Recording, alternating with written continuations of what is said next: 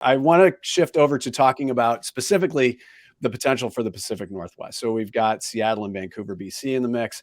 Let's dig a little bit deeper into how the region can take advantage of the unique opportunity in front of it. Lauren, I'm going to put this up. Let's start with you. Oh, all right. Well, I mean, Carl, sorry, I can't read. yeah, sorry. That's all right. We can tag team it. I mean, I think this is just interesting. This is just bringing folks into the lay of the land of where Seattle is at, right? So they just released these marks. As we mentioned, kind of the modularity of it. And this was their post back in May, starting to describe the story that they're putting out to the world already, with their campaign, their marketing, kind of their unique selling proposition is the Emerald City. And, what I love is that they are, I think I would say already out of the 16 cities who I've been monitoring, they're probably in the lead of really pushing this community sustainability focus.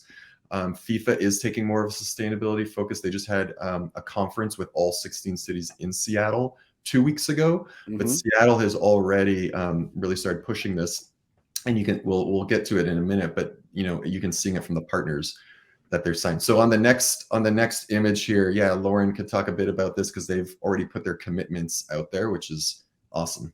Yeah, it's great that they're, I feel like Seattle is so true to what they are and what the position they're trying to stake in the sports world, right? Like this sense of being a good partner for the environment and really trying to do some good global impact, good from the sports standpoint. I mean, it started with the Climate Pledge Arena and the Kraken when that opened, and it's really just a position they're looking to own. I think the zero waste is going to be something that is big, and they're going to continue to lean into. Accessibility is huge, and it's just something that is important as we lean into this going forward, that I think it's going to be a big commitment for them, again, as we talked about, not just at the point of a game, but all around. How are we making investments in new fields, new facilities, and just getting the game more accessible to everybody? Small businesses with the new partners are going to be huge. I think one of the things that I'm interested to see when we think about small business, how is like an industry like the CBD industry going to come into play as a local partner, as something that could be very controversial, but I think it's an industry that has a ton of money, and we'll see a lot of potential new consumers with tourism coming in. That can be a whole different conversation that I think is going to be super interesting. So it'll be interesting to see it all coming forward. I mean, there is so much that's going to change in the way we think about sport coming into this new localization. One thing that I would add to this too is, so there were some criticisms in Qatar, and a lot of it deserved, right?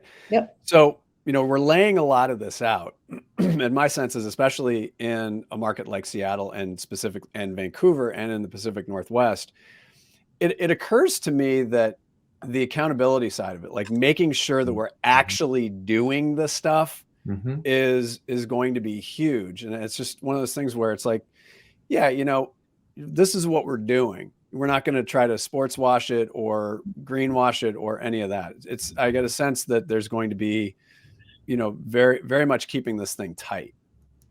Yeah. And that these, when it all closes up shop in July of 2026, that these are all investments and legacies that are going to go 3, 4, 5, 10 years beyond just, having 10 games in the backyard up in Seattle. So, I mean, I fully agree, Zanger, that's the, FIFA likes to talk out of their mouth around legacy, but this hopefully, and I would say the takeaway for anyone on this call, if it was anything for me, is that we're all close to or connected into some level of involvement in the Northwest, from brands to clients to new potential clients, creative work, etc. That knowing that the North Star from Seattle is setting out on this course, being on the ground floor with brands, helping communities, whether we're official partners or not. And I would even say more so in the not category, because that's just going to be, quite frankly, most of the business out there.